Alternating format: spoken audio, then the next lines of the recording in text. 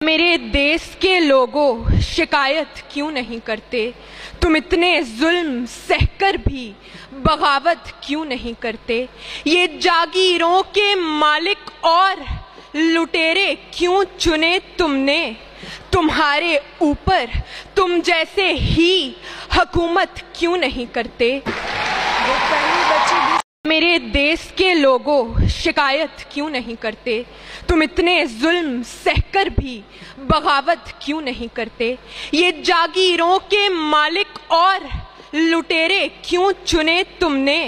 तुम्हारे ऊपर तुम जैसे ही हुकूमत क्यों नहीं करते?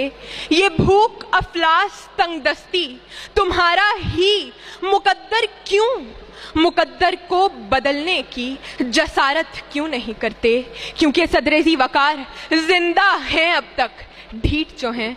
जनाबे वाला, जब हमने अपने आप को बेहिसी, बेरुखी और बेदर्दी से एक ऐसा लावारिस मरीज बना दिया हो जिसकी एक मामूली सी बीमारी बदउनवानी को डॉक्टर, सर्जन, तबीब, हुक्मा और कंसल्टेंट मईशत के कैंसर का आखिरी मरहला बनाए बैठे हों, जबकि कुदरत और फितरत की हर आसाइश के ढेरों ढेर लगे हों, मगर बेज़मीरी और खुदगर्जी के फालिज का गलबा हो, तब ऐसे मरीज को जिंदा दरगोर हो जाना चाहिए, मगर जिंदा हैं अब तक, ढीठ जो हैं। सदर अली वकार, पाकिस्तान दुनिया में घी पैदा करने वाला दूसरा बड़ा मुल्क, कपास, आम और चावल पैदा करने वाला चौथा बड़ा मुल्क, गन्ना, दूध और खजूर पैदा करने वाला पांचवा बड़ा मुल्क, गंदुम, माल्टा और खुबानी पैदा करने वाला छठा बड़ा मुल्क, मगर करप्ट तरीन सियासतदान, राशि अफसरान, बेजमीर अवाम, नाअहल हुक्मरान और नीम मुर्दा इदारों के नीम बेहोश सरबराहान पैदा करने वाला पहला बड़ा मुल्क है। इसके बावजूद अली वकार जिंदा हैं अब तक, ढीठ जो हैं। सदर अली वकार, आज मेरे मुल्क के हुक्मरान सारी दुनिया में हाथों में कशकोल उठाए ये साबित करने पर तुले हैं कि सैलाब आया और ये एक आफत है, लिहाजा हमें आफत ज़्यादा करार देकर इमदाद दी जाए। लेकिन अली वकार, ये आफत से ज्यादा हमारी नाकाम मंसूबा बंदी है। इसलिए मैं कहती हूँ कि हम आफत ज़दा नहीं बल्कि आसेब ज़दा हैं, और इस आसेब के फर्जंद यानी आसेब ज़ादे मुल्क के तूलो अर्ज में फैले हुए हैं।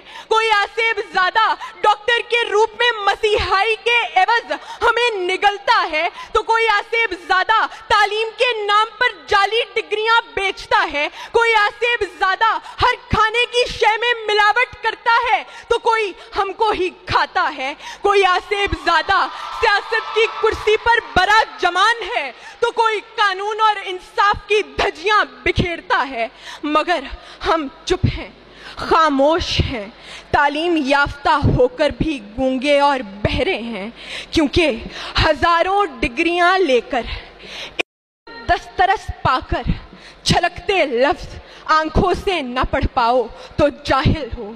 फिर कहना पड़ता है अली वकार जिंदा हैं अब तक, ढीठ जो हैं।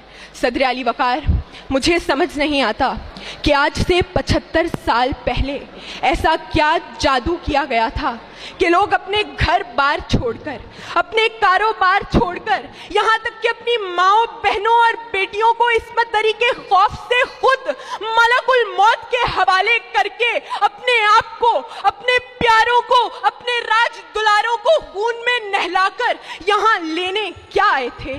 लाकानूनियत, बेइंसाफी, मिलावट, अखलाकी गिरावट, शरंगेजी, दहशतगर्दी या जमहूरियत? अली वकार, उन मरने वालों की औलाद को क्या हुआ? वो शोहदा जो मनो मट्टी तले दफन हुए, उनके जज्बात के लिए एहसासात को क्या हुआ? जिनाह, इकबाल, सर सैयद और फातिमा के दिए गए ख्यालात को क्या हुआ? जब जवाब नहीं मिलता तो कहना पड़ता है एक ये भी इनकलाबे वक्त کی تصویر ہے، رہزنی غارت غریب بیداد کی تشہیر ہے۔ ایک شب اجڑا کسی بابا کی بیٹی کا سہاگ، اڑ گئی پھولوں کی خوشبو، ڈس گئے کلیوں کو ناگ۔ آدمیت ان دنوں ایک لاشہ تقدیر ہے، آج بے نام و نشاں اسلاف کی توقیر ہے۔ ایک یہ بھی انقلاب وقت کی تصویر ہے، کیونکہ زندہ ہیں اب تک ڈھیٹ جو ہیں، زندہ ہیں اب تک ڈھیٹ جو ہیں۔ شکریہ۔